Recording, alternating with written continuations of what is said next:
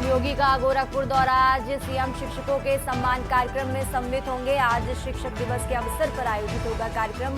योगी राज बाबा गंभीर नाथ प्रेक्षक एवं सांस्कृतिक कार्यक्रम में होंगे शामिल। शिक्षकों का संघर्ष जारी। भारी बरसात में भी डटे रहे 69,000 शिक्षक भर्ती के अभ्यर्थी। आज से प्रदेश भर के 1.42 लाख शिक्षा मित्र भी लखनऊ में डालेंगे डेरा। अखिलेश यादव का सीएम योगी पर हमला। कहा, अलग पार्टी बनानी है पड़ेगी। बुलडोजर चुनाव चिन्ह को लेकर इलेक्शन लड़ जाइए। बहराइच में बढ़ रही दहशत। अब दिन में भी धमकने लगे भेड़िए। वन विभाग टीम ने तेज की कामबिग। रामलला के दर्शन के लिए पास को लेकर हुए बदलाव। विशिष्ट पास धारकों की संख्या अब होगी सीमित। 16 सितंबर तक विद्यालयों की मान्यता प्रक्रिया के लिए होगा आवेदन। माध्यमिक शिक्षा परिषद सचिव भगवती सिंह ने बढ़ाई तिथि। आप देख रहे हैं के न्यूज, खबरों का सारथी। नमस्कार, आप देख रहे हैं खबर उत्तर प्रदेश। मैं हूं आपके साथ तन्वी सक्सेना और सीधा रुख करते हैं राजधानी लखनऊ का, जहां लखनऊ से हम जानकारी आपको बता रहे हैं। आज उत्तर प्रदेश के मुख्यमंत्री योगी आदित्यनाथ का गोरखपुर दौरा है। शिक्षक दिवस के अवसर पर आयोजित कार्यक्रम में शामिल होंगे। शिक्षकों के सम्मान कार्यक्रम में सम्मिलित होंगे सीएम योगी और पुरस्कार के लिए चयनित शिक्षकों का करेंगे सम्मान। अहम जानकारी आपको राजधानी लखनऊ से बता रहे हैं। बाबा गंभीर नाथ प्रेक्षागृह एवं सांस्कृतिक केंद्र में कार्यक्रम होगा। शाम 4 बजे रामगढ़ ताल गोरखपुर जनपद जाएंगे सीएम योगी। लखनऊ से अहम जानकारी आपको बता रहे हैं। आज उत्तर प्रदेश के मुख्यमंत्री योगी आदित्यनाथ गोरखपुर दौरे पर हैं। शिक्षकों के सम्मान कार्यक्रम में शामिल होंगे सीएम योगी।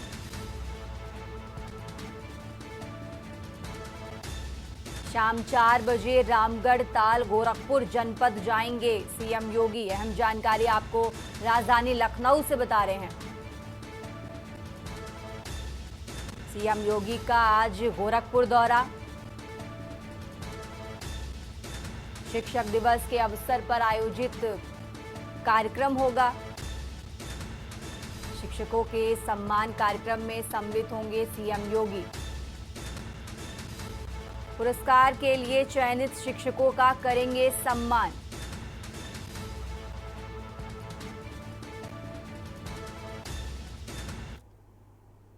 रुक करते हैं अगली खबर का। यूपी सरकार के कई मंत्री आज कार्यक्रम में होंगे मौजूद। बीजेपी सदस्यता अभियान के तहत होगी प्रेस कॉन्फ्रेंस। सुरेश खन्ना लखनऊ, स्वतंत्र देव सिंह बांदा में होंगे मौजूद। ऊर्जा मंत्री अरविंद शर्मा सिद्धार्थनगर में करेंगे प्रेस कॉन्फ्रेंस। मंत्री बेबी रानी मौर्य झांसी में अभियान का करेंगी शुभारंभ। मंत्री दयाशंकर सिंह देवरिया में अभियान का करेंगे शुभारंभ। तो बड़ी जानकारी आपको लखनऊ से बता रहे हैं।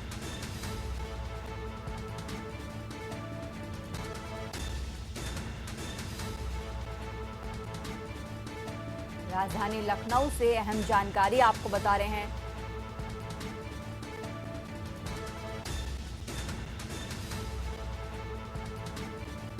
यूपी सरकार के मंत्री आज कार्यक्रम में रहेंगे मौजूद। बीजेपी सदस्यता अभियान के तहत होगी प्रेस कॉन्फ्रेंस। सुरेश खन्ना लखनऊ, स्वतंत्र देव सिंह बांदा में रहेंगे मौजूद। ऊर्जा मंत्री अरविंद शर्मा सिद्धार्थनगर में करेंगे प्रेस कॉन्फ्रेंस। सुरेश खन्ना लखनऊ, स्वतंत्र देव सिंह बांदा में रहेंगे मौजूद।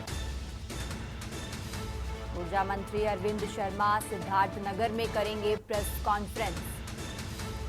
मंत्री बेबी रानी मौर्य झांसी में अभियान का करेंगी शुभारंभ।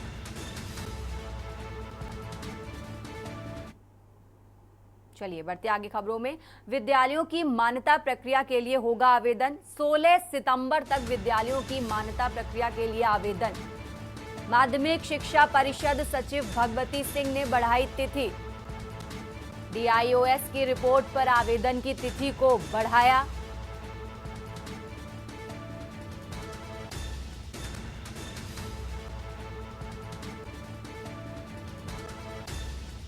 बड़ी जानकारी आपको बता रहे हैं। विद्यालयों की मान्यता प्रक्रिया के लिए होगा आवेदन। 16 सितंबर तक विद्यालयों की मान्यता के लिए आवेदन। माध्यमिक शिक्षा परिषद सचिव भगवती सिंह ने बढ़ाई तिथि। DIOS की रिपोर्ट पर आवेदन की तिथि को आगे बढ़ाया। लखनऊ से अहम जानकारी, विद्यालयों की मान्यता प्रक्रिया के लिए होगा आवेदन। 16 सितंबर तक विद्यालयों की मान्यता के लिए आवेदन।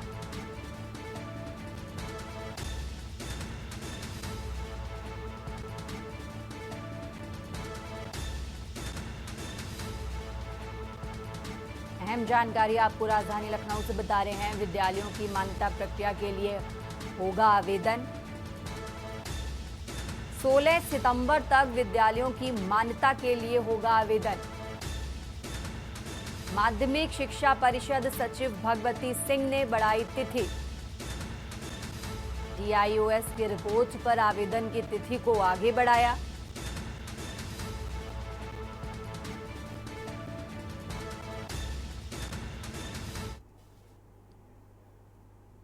उत्तर प्रदेश की खबरों में आगे बढ़ते हैं। सूबे के मुख्यमंत्री योगी आदित्यनाथ आज प्रयागराज के दौरे पर हैं। उन्होंने फूलपुर के इफ्को परिसर में जनसभा को संबोधित करते हुए रोजगार मेले का उद्घाटन किया।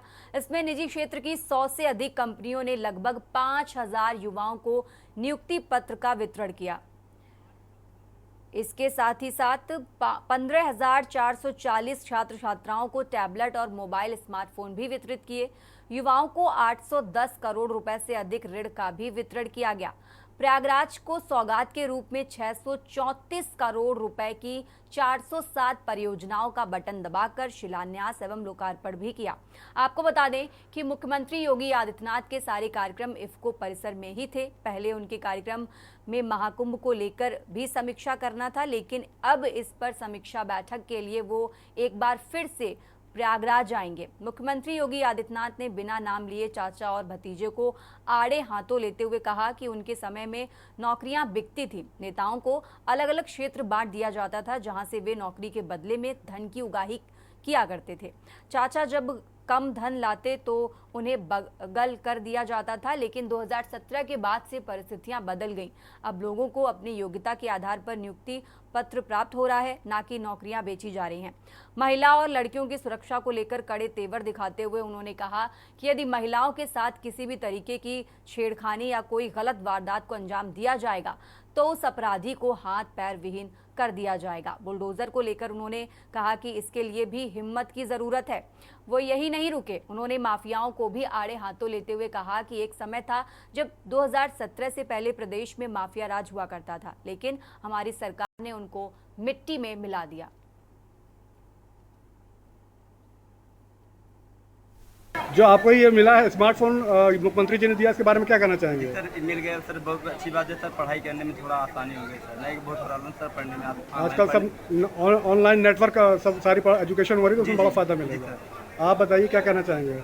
मेरा नाम योगेश विश्वकर्मा है सर। हाँ, तो कैसा लगा आपको जिस तरीके से स्मार्टफोन दिया गया है? बहुत अच्छा लगा, इससे पढ़ने में बहुत हेल्प होगा हमारा। अच्छा, क्या भविष्य में क्या करना चाहते हैं? सर भविष्य में सर मेडिकल लाइन में जाना चाहते हैं। और अब खबर बिजनौर से है, जहां किसान नेता राकेश टिकैत कलेक्ट्रेट पहुंचे और गुलदार के हमले को लेकर डीएम से भी मुलाकात की। राकेश टिकैत ने मृतकों को मुआवजा 50 लाख किए जाने की मांग की। टिकैत ने पिंजरे ज्यादा लगवाने और स्टाफ को बढ़ाए जाने पर भी चर्चा की। इससे पहले किसान नेता राकेश टिकैत गुलदार के अटैक से मरी महिला के गाँव पहुंचे थे। गुलदार को पकड़कर दूर जंगलों में छोड़ने की व्यवस्था हो, ये भी राकेश टिकैत ने मांग की।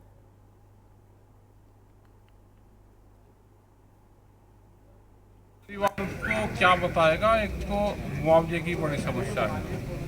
जो 5 लाख रुपए दे रहे हैं वो कम है। किसी के परिवार से आदमी जाता है तो 5 लाख रुपए में कुछ नहीं होता। मुआवजा हमने कहा कि 50 लाख रुपए इसका मुआवजा करो, और जो भी दूसरे स्टेट में ज़्यादा हो उसके सर्वे करो, इसको बढ़ाओ 5 लाख से ज़्यादा। दूसरा ये है कि ये ख़त्म होने चाहिए। गन्ने के खेत फिर बड़े हो रहे हैं, ये फिर बढ़ेंगे, तो ये ख़त्म हो तो पिंजरे ज़्यादा बढ़ने चाहिए। जो भी यहाँ के एमएलए और एमपी हैं वे भी यहाँ पर फंड दें। कोई जो आदमी दान दाता है वो देना चाहता है तो वो भी फंड दे। कुछ लोग उस तरह के भी आएंगे जिन्होंने कहा कि हम देंगे।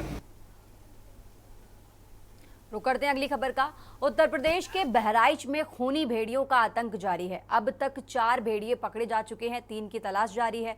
भेड़ियों को मारने के आदेश जारी कर दिए गए हैं और इसके लिए 9 शूटर्स लगाए गए हैं। सीएम योगी ने भी मामले का संज्ञान लेकर इसनासनी जिंदगियों की सुरक्षा प्राथमिकता के आधार पर सुनिश्चित करने के आदेश जारी किए हैं। बहराइच में खूनी भेड़ियों के हमलों में अब तक 9 मौतें हो चुकी हैं, जबकि 50 से ज्यादा घायल हैं।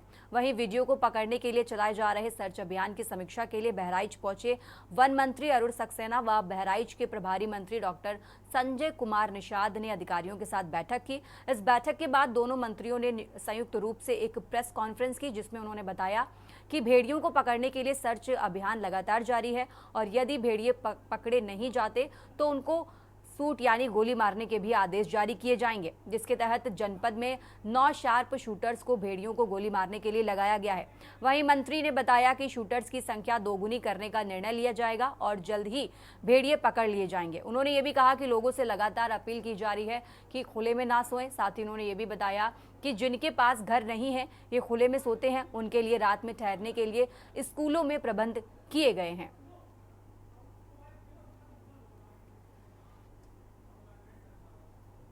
हिसाब से भेड़िए के अंदर एक खासियत है कि जो एक बार अटैक करता है तो दोबारा वैसे नहीं करता है। तीसरा जो जब एक बार दिख जाता है ड्रोन कैमरा या कोई आवाज हो जाती है तो वो अपना स्वभाव बदल देता है। तो अब नए जितने भी उसके बचे हुए स्वभाव हैं उसके हिसाब से उसको पकड़ने के लिए उन्होंने थोड़ा समय मांगा कि उसको हम टेक्निकली रूप से रिसर्च कर लेते हैं और फिर जल्दी पकड़ लेंगे। रात शूटरों की संख्या 9 से हम लोगों ने बढ़ाकर उसको दुगना कर दिया है कि अब जब भी हो उसमें एक्सपर्ट शूटर हों। ये नहीं हो कि कम भेड़ियां मारने के चक्कर में कोई हमारा दूसरी कोई घटना नहीं हो जाए, ये भी देखना आवश्यक होता है। ऐसा नहीं है कि हर आदमी को इसकी छूट दी जाए। पता चला कि उसमें हम एक भेड़िए के चक्कर में कोई एक व्यक्ति का हम खुद गंवा दें। तो ये सब चीज़ें देखते हुए ये कोऑर्डिनेशन जो थी यहाँ जो उसको तेज किया गया थी, तो कोऑर्डिनेशन लेकिन उतनी स्ट्रांग नहीं थी। अभी एक कोऑर्डिनेशन हो गई कि डीएम स्तर पर डेली रिपोर्टिंग होगी। पुलिस विभाग, स्वास्थ्य जो है हमारा फॉरेस्ट विभाग है, ये दोनों और हमारे जो और भी प्रशासनिक व्यवस्था वो तीनों, बिजली विभाग है, स्वास्थ्य विभाग है, ये सारे विभाग अलर्ट होंगे और उनके नोडल बना दिए गए हैं। वो जब तक भेड़िया पकड़ नहीं लिए जाते और यहाँ का सब सिस्टम नहीं हो जाता तो वो सबके नोडल विभाग बना दिए गए, उनका अधिकारी नियुक्त कर दिए गए। यूपी की खबरों में आगे बढ़ते हैं और अब खबर आपको इटावा से बता रहे हैं, जहां इटावा गन्ना विकास एवं चीनी मिले प्रभारी मंत्री लक्ष्मी नारायण चौधरी ने अखिलेश यादव पर व्यंग कसते हुए अखिलेश यादव के डीएनए वाले बयान पर कहा कि अखिलेश यादव अपने आप को ज्ञानी और परिपक्व समझ रहे हैं, वहीं सबसे बड़ा मूर्ख होता है। महाराज जी 8 साल प्रदेश के मुख्यमंत्री हैं, वो क्या डीएनए की फुल फॉर्म नहीं जानते होंगे? वो शास्त्रों एवं वेदों के ज्ञाता हैं, उसी से ज्ञान विज्ञान निकला है।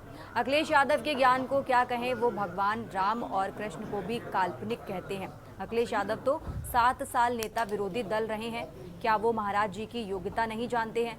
नेता विपक्ष के दौरान सदन में महाराज जी के सामने अखिलेश यादव की जुबान भी नहीं खुलती। अखिलेश यादव के गोरखपुर में बुलडोजर वाले बयान पर कहा कि जिसकी लौ तेज हुई वो ये एमपी की 37 सीटें लेकर ये समझ रहे हैं, लेकिन समाजवादी पार्टी का दीपक बुझने वाला है। आम आदमी पार्टी के नेता संजय सिंह के आरोप पर उन्होंने कहा कि जिनकी पार्टी के लोग जेलों में बंद पड़े हैं, उन लोगों ने स्कूल, शराब कुछ नहीं छोड़ा। ऐसे लोग आरोप लगाएंगे, प्रदेश में होने वाले उपचुनाव में सब कुछ सामने आ जाएगा, भाजपा सभी सीटें जीतेगी।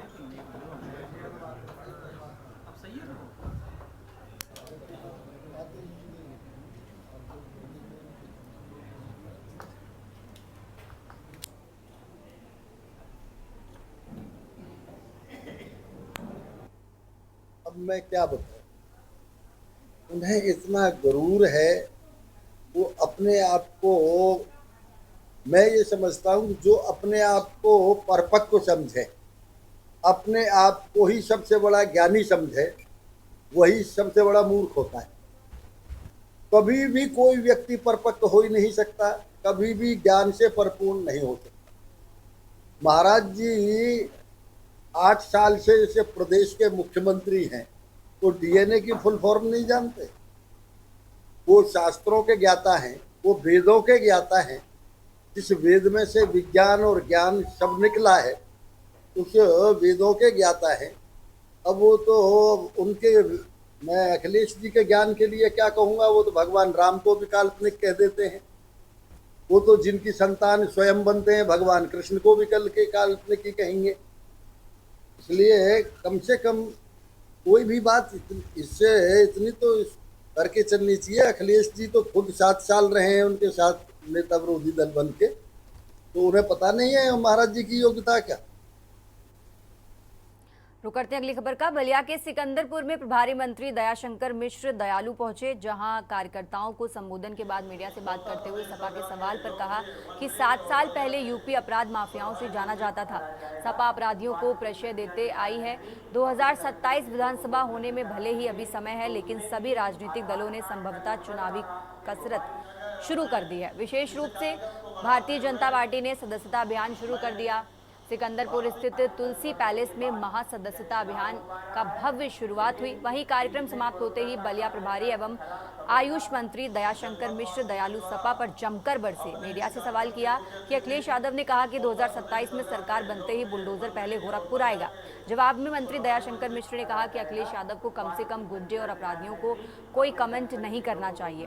अभी चुनाव आएगा तो देखिएगा सभी लोग एक साथ खड़े हो जाते हैं। सपा हमेशा से अपराधियों को प्रेशर देती आई है।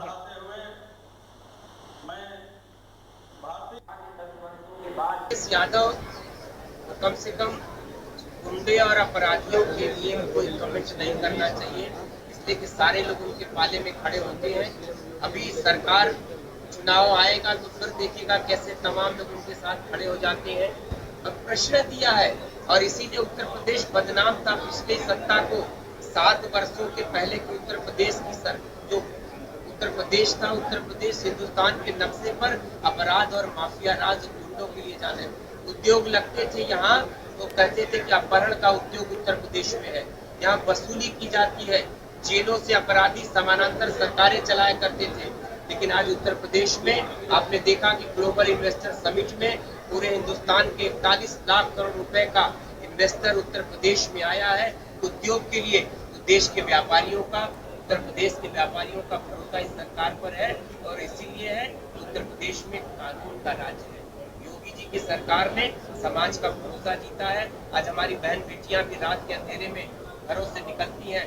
किसी पिता को इस बात की चिंता नहीं करना होता उसका बेटा घर के बाहर गया है लौटेगा भी नहीं। खबरों में आगे बढ़ते हैं और अब खबर आपको अंबेडकर नगर से बता रहे हैं, जहां एक रेडीमेड कपड़े की दुकान में शॉर्ट सर्किट से आग लग गई। कुछ ही मिनट में आग ने विकराल रूप ले लिया।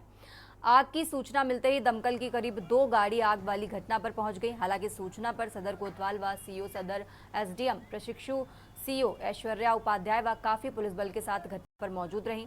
ये आग पहली मंजिल पर बने शोरूम में लगी, जिससे काफी कपड़े जलकर खाक में मिल गए। भारी नुकसान का भी आकलन किया गया है। आपको बता दें कि नई सड़क शहजादपुर में स्टेटस कपड़े की रेडीमेड दुकान स्थित है। दोपहर में एसी के ब्लास्ट होने से दुकान में आग लग गई। आग लगने पर दुकान के ग्राहकों और काम करने वाले लोगों में अफरा तफरी मच गई। हालांकि किसी के जानमाल का कोई खतरा नहीं पहुंचा है।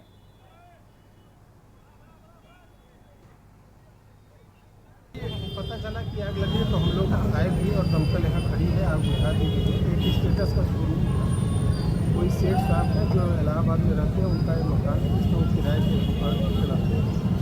तो आग लगने का कारण जो है अभी फिलहाल प्रारंभिक रूप से बताया जा रहा है कि ऐसी कोई है ब्लास्ट की, बाकी जाँच की बात नहीं पता। नुकसान कितना है? अब नुकसान का अभी आकलन किया जा रहा है। बिल्डिंग का कमर्शियल भी क्या इसमें सर फ्रीडम फाइटर भी लगा था क्या? ये बस मैं देख सकता हूँ उसके साथ जाँच को की। खबर आपको अंबेडकर नगर से बता रहे हैं, जहां बीजेपी सदस्यता अभियान कार्यक्रम शुरू हुआ। इसी कार्यक्रम को लेकर भाजपा के नेताओं और पदाधिकारी की सक्रियता बढ़ गई। सदस्य अभियान को लेकर भाजपा अटल भवन कार्यालय में प्रदेश उपाध्यक्ष, विधान परिषद सदस्य, जिला प्रभारी पदम सेन चौधरी और भाजपा जिला अध्यक्ष त्रयंबक तिवारी ने प्रेस कॉन्फ्रेंस की। इस मौके पर एमएलसी हरिओम पांडे व अन्य भी मौजूद रहे। पदम सेन चौधरी ने कहा कि भाजपा ने सबसे पहले डिजिटल सदस्यता अभियान 2014 और 15 और 2019 में विशेष सदस्यता अभियान चलाया था। 2015 में 1,86,00,000 लोगों ने भाजपा की सदस्यता ग्रहण की थी और 2019 में 90 लाख और 2022 में 30 लाख सदस्य बने। इस बार जनपद अंबेडकर नगर को 3 लाख से अधिक लोगों को सदस्य बनाने का लक्ष्य दिया गया है। भारतीय जनता पार्टी की आंतरिक लोकतांत्रिक व्यवस्था के तहत हर छठे वर्ष हम लोग संगठन का महापर्व मनाते हैं और सबकी सदस्यता एक बार फिर से करानी पड़ती है। इस बार भी ये हमारा 2024 का संगठन महापर्व शुरू हुआ है। हमारे लिए उत्सव का विषय है। सदस्यता बनाना हमारे लिए केवल मोबाइल पे मिस कॉल कराने जैसा नहीं है, बल्कि पूरे देश में भारतीय जनता पार्टी के परिवार में लोगों को आमंत्रित करके हम वैसा ही उत्सव मनाते हैं जैसे यदि हम किसी पारिवारिक संबंध में जाते हैं। दिल्ली में माननीय राष्ट्रीय अध्यक्ष जी ने मोदी जी को सदस्य बना करके शुरुआत किया है। प्रदेश में प्रदेश अध्यक्ष जी माननीय मुख्यमंत्री जी को सदस्य बना के प्रदेश में शुरुआत किया। आज जनपद अम्बेडकर नगर में हम सब लोग बैठ करके इस चर्चा के बाद प्रेस के बाद शुरुआत करेंगे। पूरे जनपद में 23 मंडल हैं, 5 विधानसभाएं हैं। मेरा लक्ष्य है 3 लाख से ऊपर सदस्यता का अभियान जो है लक्ष्य लिया उसको पूरा करेंगे पार्टी के कार्यकर्ताओं के सहयोग के बल पर। रुक करते हैं अगली खबर का। बिल्हौर कोतवाली क्षेत्र के नानामऊ गंगा घाट पर स्नान को गए चिकित्सा अधिकारी डॉक्टर आदित्य वर्धन का पता 4 दिन बाद भी नहीं लग सका। एनडीआरएफ, एसडीआरएफ व पुलिस पीएसी की टीम लगातार सर्च ऑपरेशन जारी कर रही है, लेकिन उनका 5वें दिन भी कोई सुराग नहीं मिला। उन्नाव जनपद में घटना होने के बाद एसडीआरएफ के कुछ जवान वापस लौट गए, जबकि एनडीआरएफ की टीम अभी भी लगातार सर्च ऑपरेशन जारी रखे हुए है। चौथे दिन मंगलवार को एनडीआरएफ की टीम ने बिठूर से लेकर नानामऊ तक पूरे गंगा में सर्च ऑपरेशन जारी रखा, लेकिन डॉक्टर आदित्य वर्धन का कोई सुराग नहीं लग सका। इसके बाद प्रशासन की ओर से ड्रोन कैमरे की निगरानी में सर्च ऑपरेशन जारी किया गया, लेकिन उससे भी कोई सफलता हाथ नहीं लग सकी। उप जिलाधिकारी रश्मि लांबा ने बताया कि एनडीआरएफ, एसडीआरएफ के जवान अपना भरसक पूरा प्रयास कर रहे हैं, लेकिन सफलता उनके हाथ नहीं लग सकी है, जिसके बाद 5वें दिन भी बीत जाने के बाद भी उनका कोई पता नहीं लग सका।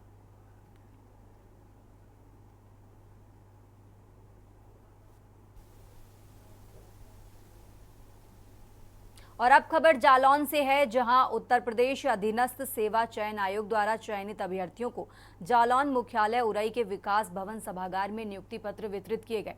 बता दें कि अधीनस्थ सेवा चयन आयोग की ओर से भर्ती प्रक्रिया को निष्पक्ष व पारदर्शी तरीके से पूरा किया गया है। इसको लेकर नगर विधायक गौरी शंकर वर्मा ने नियुक्ति पत्र वितरित किए और कहा कि समय मिशन रोजगार को रफ्तार दी जा रही है। साथ ही इसको लेकर जिले के 12 युवाओं को नियुक्ति पत्र वितरित किए गए।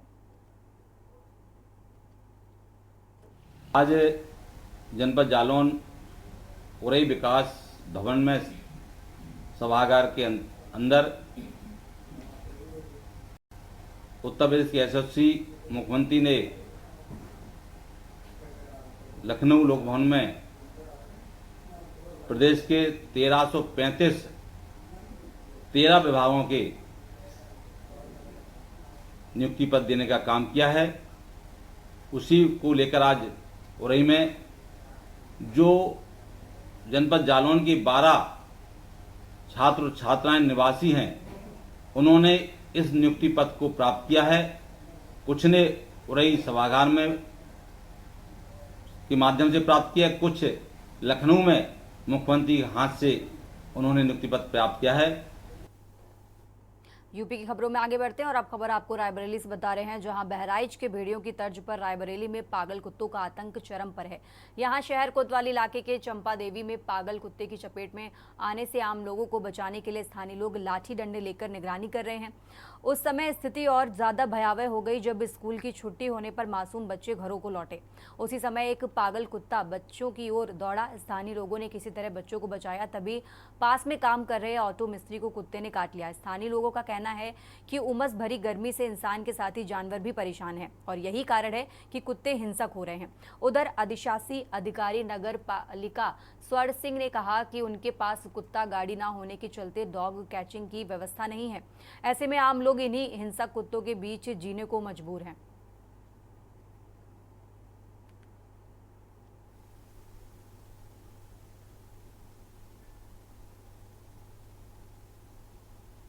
अरे सुबह से एक पागल कुत्ता है, वो लोग यहाँ लगभग 5 से 7 लोगों को काट चुका है। अच्छा, अभी एलपीएस से बच्चे छूटे, एक बिटिया को दौड़ाया तो हम लोगों उसके पीछे भागे, बिटिया तो बच गई, लेकिन कांटों का मिस्त्री था उसको काट लिया। फिर लोहारन के आगे तक गए हम दौड़ा के, वहाँ 2 लोगों को काटा। उसके बाद फिर वहाँ से भागा, घूम गया, फिर इधर चंपा देवी की तरफ को आया, लगभग 2 लोगों को फिर काटा। 5 लोगों को तो मेरे सामने ही काटा, और बाकी कितने को काटा हो इसका तो कुछ पता ही नहीं।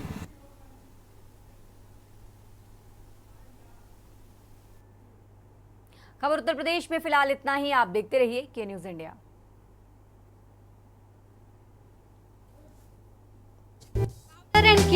रिश्तों में लाए डबल चमक। आप देख रहे हैं के न्यूज, खबरों का साथ।